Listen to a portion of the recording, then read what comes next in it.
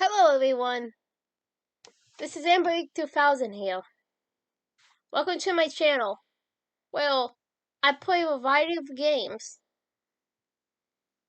and do narrations for fanfics. I'm really hoping you enjoy my content. If you do, make sure to comment below, leave a like, and subscribe with the notifications on.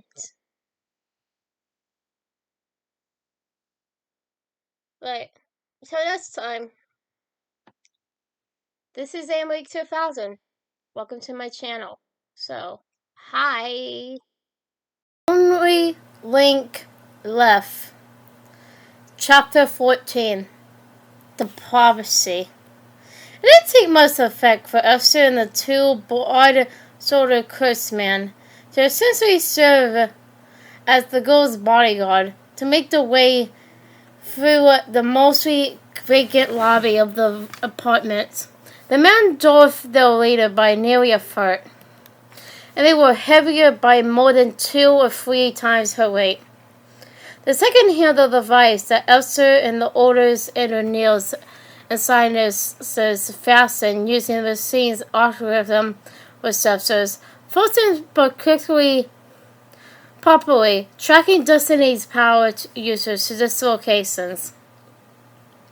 Since the upgrades, the machine could determine a time stream frustration within 10 square feet, which she felt was her key to finally solidifying her family's legacy. She had known most of her life that it was her duty to save the world from the abomination's unholy power. The building's RA was sitting at the information desk when she looked up to see the barrel of a handgun in her face. She was swiftly caught off guard. It happened so quickly she didn't have time to react to the gun being swung down towards her. She was then tied up by the man and thrown into a closet before she could warn campus security. Long Sorrow wasn't a small woman, but when a pistol struck her head with weighted force, the former student athlete fell limb to the floor.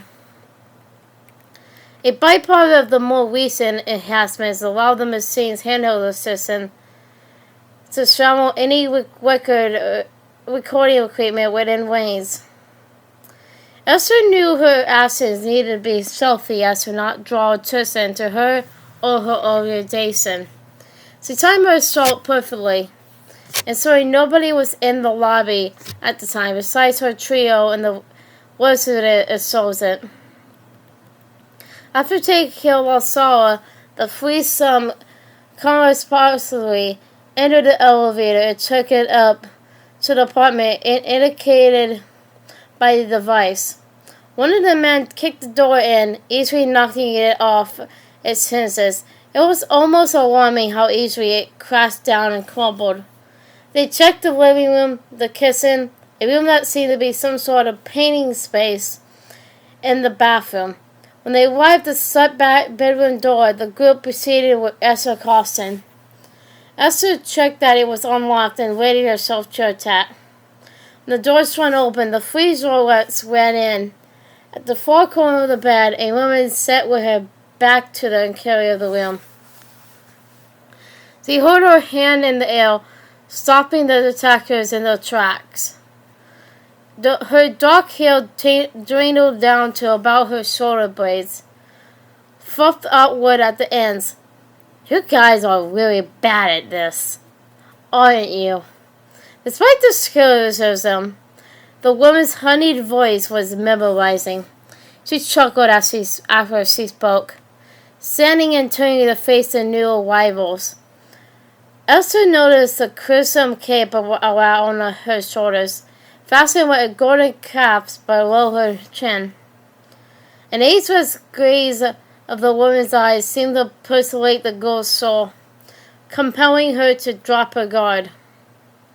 Who are you? One of the men beckoned from Esther's wheel. His words were harsh and forceful.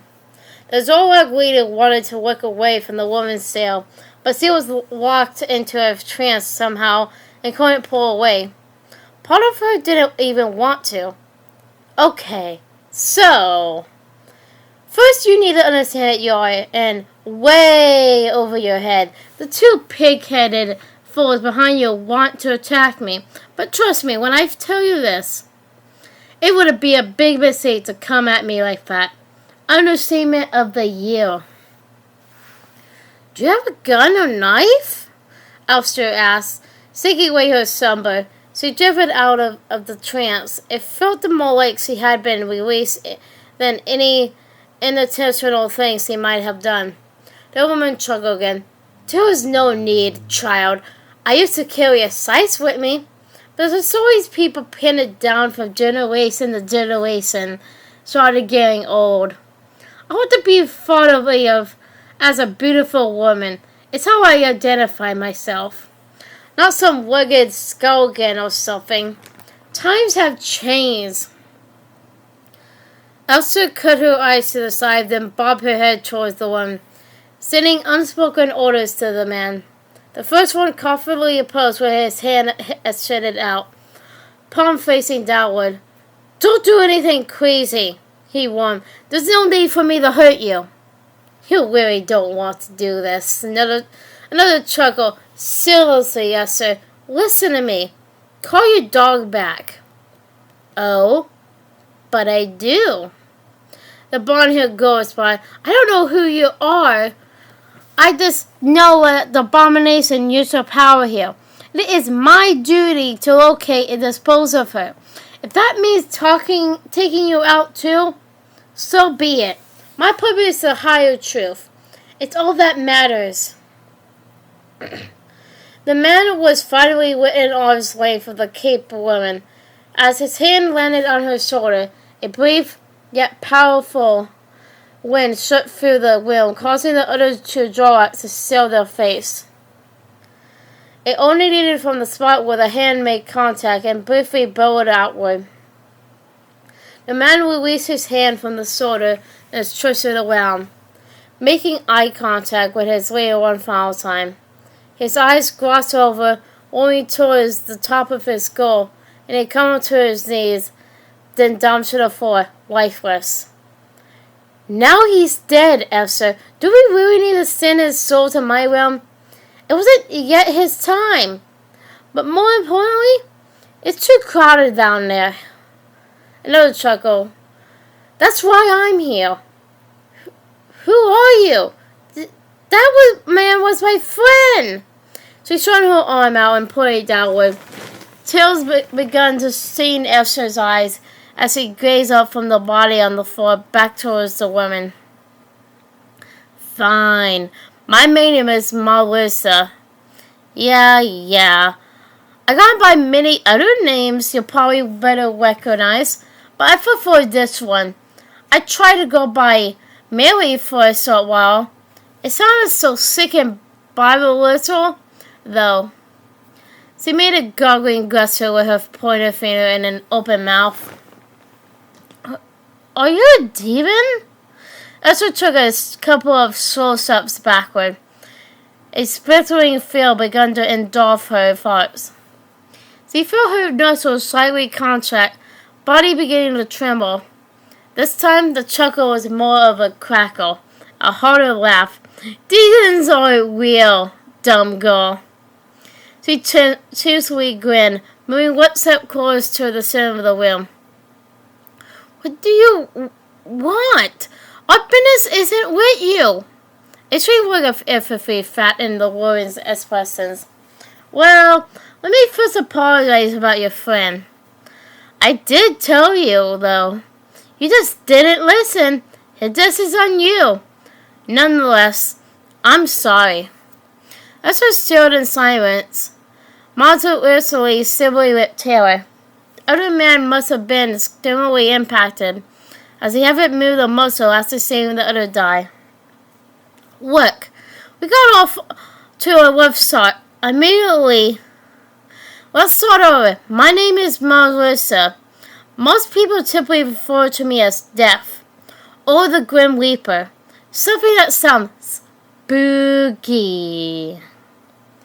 She whittled her fingers out in front of her face and echoed, "Humans are so weird with the responses to her." You deaf? The deaf? Yeah, but don't worry. Your time isn't up yet. I do have a need for you, though. Just don't go doing something erotic and try to resist me. I found I can be quite persuasive without removing souls from bodies. The idea of death drives humans insane. Quite literally.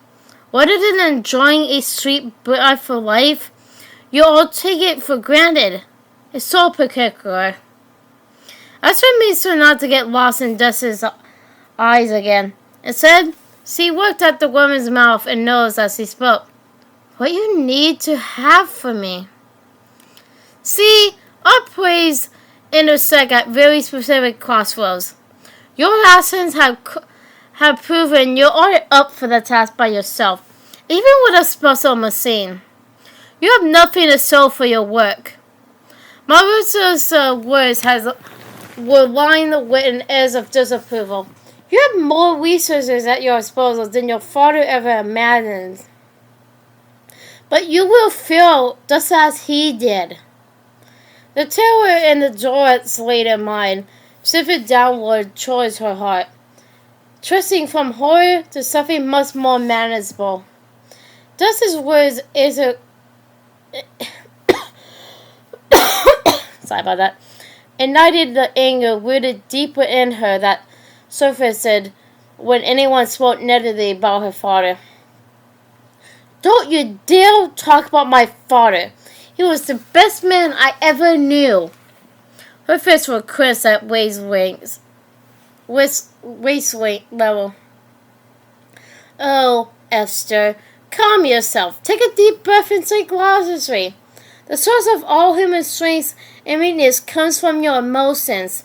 If you could ever get past your feelings, you'd be much more productive as a society. The woman turned and started slowly pacing on the far side of the bed, like a military leader giving instructions to the unit. Anyway, we have work to do. Another chuckle. What kind of work? Death stopped for a moment and straight over to sit on the bed. She petted a spot beside her, indicating her desire for Esther to join. Realizing she was in a situation where additional possessor would be useless, she waved the last remaining men away. He quickly departed, leaving Esther and Mazurza to themselves. Let's get to the point. There's no reason to beat around the bush. I don't come to the mortal plane very often, but when I do, I really need to accomplish my task. This time, my task is of utmost importance, much more intentional than any other time in the past. Esther took a moment to breathe, just as her new creator suggested. While she cleared her head of fear and anger, she thought about what was happening. Suddenly, she realized she had been working at the prophecy all along. Perhaps her father was too. They were working under the assumption that they needed to get rid of the abomination because destiny had the power to destroy the world, bringing death to humanity. She never considered that the idea that death would appear as a physical being. We have already failed. Esther laminated in an almost whisper. The prophecy has been fulfilled. Death is here on Earth. Mazurza deadpan.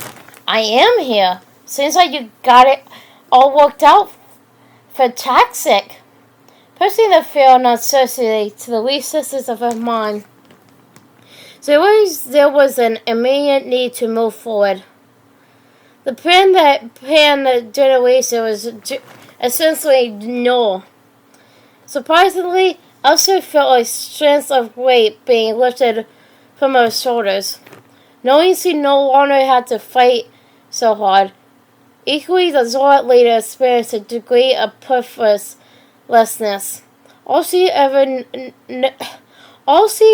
ever known was just fractured into a million pieces, instantly. Listen, Esther, I don't know how it happened, but souls are unable to pass on. They stuck in my realm. I think the washer has something to do with it. What? Washer? Esther asked. The words sounded frozen coming from her lips. Yes. Our realms are connected, and until recently, I never thought it was an issue. My next stop will be to pay an old friend a visit. In the meantime, I need you to make amends with the girl's mothers. And for fuck's sake, stop calling her abomination. She is gifted, and that very gift might just fix my little soul's crossover issue. Why do we need those two? I don't think they're pleased with me at the moment. I stuck one of them with my gun. Esther uneasily shrugged, remembering when she lost her patient with math, resorting to an unprovoked physical attack. She cringed at her actions and began to feel something she couldn't remember encountering prior, regret. She didn't have much experience with that particular emotion, but her body ached and her mind was spinning. Her fundamental purpose had been shattered, seeking the core of her sense of self. We might not need them, but they created destiny and still have their own gifts. They might just come in handy. This chuckle was more than stood. Good talk. Now go do whatever you need to do. Feel free to tell them everything. There's no reason to hide even one bit of all this. In fact, I'd be willing to wager that the truth is your only path to gain their trust. Martha reached out for a handshake with an embarrassed smirk on her face. When Esther looked at it and shook her head, the woman chuckled. Ah, come on. I wouldn't have let you actually trust me. I would have pulled away. Maybe. She turned as she spoke, moving her hands in a repetitive motion back and forth over her head. What are you doing? Esther probed. If you must know, I don't actually have a way to get to the washer's realm on my own. I suspect that's where destiny went, so I'm gathering where there's this old time dust so I can follow her trail. Time dust? Listen, Esther, I don't have the energy to answer your questions. There's a lot you don't know. Just be a good little sheep and do what you were told. The pair made eye contact, and Esther could feel the woman's etracement taking hold. She looked away as quickly as she could. Mazurzo chuckled. Here it is. Found the path. Bye, Esther. Be seeing you again. Esther wasn't sure, but she thought she saw the woman wink after her last words. A nearly blinding flash of purple awaiting it, and made me feel the whim. Esther stayed her face to block the light. As soon as it dimmed down and returned to normal, death was gone. The man went back into the apartment bedroom to check on his leader. She assured him everything was fine and asked him to meet her at the car. Once alone, Esther sat in silence for several moments. She knew what she needed to do, and that involved figuring out how to apologize to Max and Chloe for her reckless, hurtful behavior. On top of that, it was the first time in her life she didn't know what her purpose was or what to do with her life moving forward. In a matter of minutes, her tried perception of who she was, who her father was, and what the legacy would be, was completely flipped upside down. It was like waking up from a dream that had possessed her soul for as long as she could remember. It was suddenly an important moment in her life, a turning point, perhaps. She had a series of choices she would soon need to make. For Esther, everything felt jumbled up and confused, yet sunny and new. She didn't understand everything Mazurza spoke about, but she knew souls not being able to cross over couldn't be a good thing. The Zohar leader pulled out his phone and called Father Isaac. When she informed him about what had happened, he didn't say a word, just listened. When she instructed him to destroy the machine, the man finally spoke up and pushed back. "With all apologies, Sister Nilin, we can't do that." The old man briefly wheezed as he spoke. "You have to. I have given you a command. Am I not your leader? Please understand, sister. In my position, I must do what is best for the order." He paused momentarily. "Even if that means making decisions against your wishes. We spent thousands of hours and most of our budget on the machine.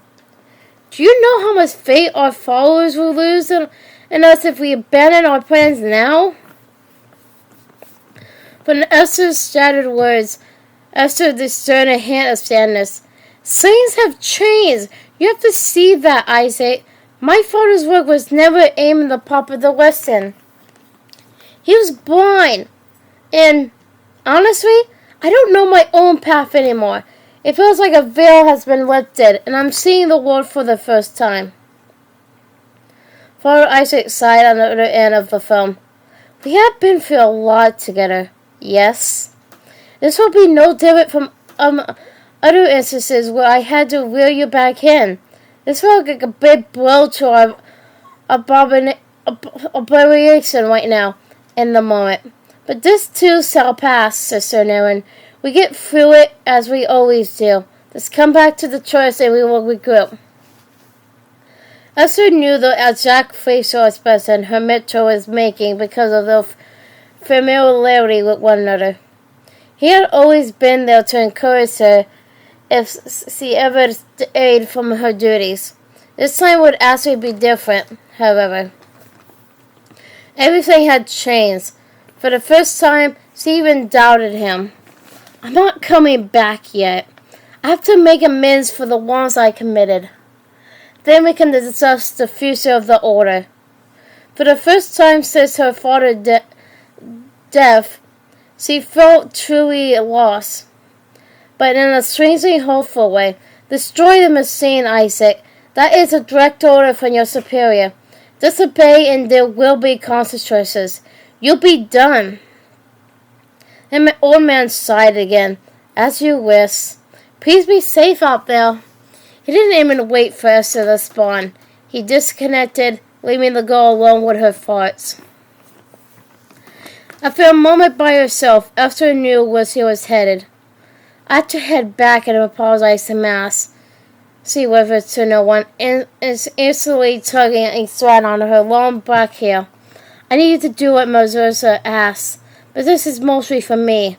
I have to say I'm sorry, and that they didn't deserve what I did. I owe them that much." Mass shut the door and buckled her belt. Her clothes were still sopping from weaselly splashing around in the rain with her wife.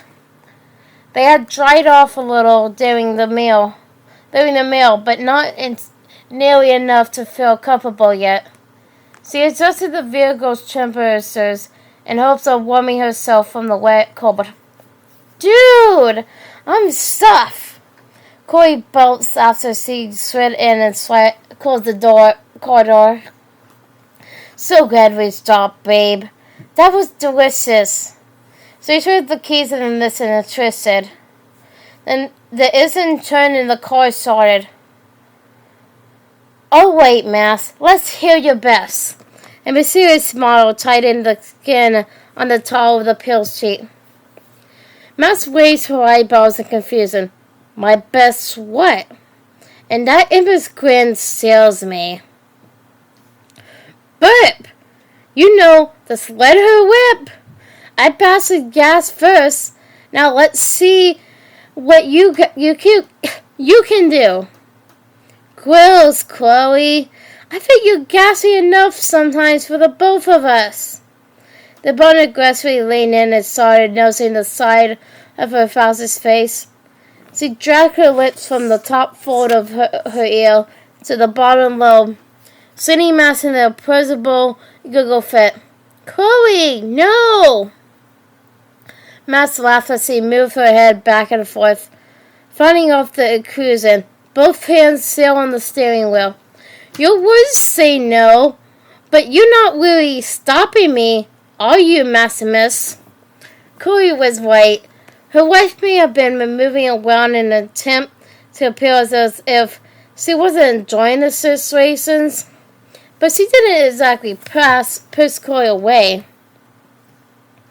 The passenger moved back to her seat, torso still facing her favorite person. I want to make a deal with you. I know you like it, so if you burp for me, I give you more of that. Must more. She wiggled her eyeballs at the driver. You know I hate you sometimes, right? Whatever. You love me so much you can hardly stand it. Mass begun. If I burp, you put your spit all over my ear. Not so that's a good deal for me. Chloe softly laughed and quickly placed her hand on the brunette's inner thigh, just above the knee. She slowly nodded as she answered her palm up for her. No, I do a lot more than lick your ear. You know what I'm capable of. Mass closed her eyes and laid back, resting her head on the car seat's headrest. She was enjoying the slow-moving hand getting closer and closer towards her destination. Every instant, a tingling wave of energy through her body. Suddenly, Chloe jumped back, twisted to the front, and buckled her seatbelt, drawing a displeased huff from her wife. So, think we can hear that burp now? A tertiary grin formed under Chloe's nose. You're such a tease, meanie. Burp for me. Yes? She batted her eyes in Mass's direction. Fine. The brunette swallowed hard, then pivoted her upper body towards the white. Having been around Chloe for most of her life, she picked up a thing or two in the art of fast cigarettes. With as much food as she just slopped down in the diner, it actually wouldn't be too difficult. After a couple of seconds, Mass opened her mouth and forced a bubble of air from her stomach. It didn't matter how much she pursed. It still came out as tiny, almost unheard gulp. Sorry. Damn, Mass. That's it? Well, it was a good attempt, I guess. You won't win any contest with that mystery burp. Good thing you're cute. So, Mass questioned, was it enough? You know, enough for you too. Yeah, sir. You tried. Let's head back home. Are you sure, babe?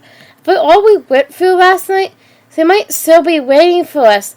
That was fucked up. Yep. I'm thinking. I'm not scared of her, you know. When Mass and motherfucking Chloe Caulfield Price, they came to our house and threatened our family. Fuck that. If she's there, we kick her ass. Period.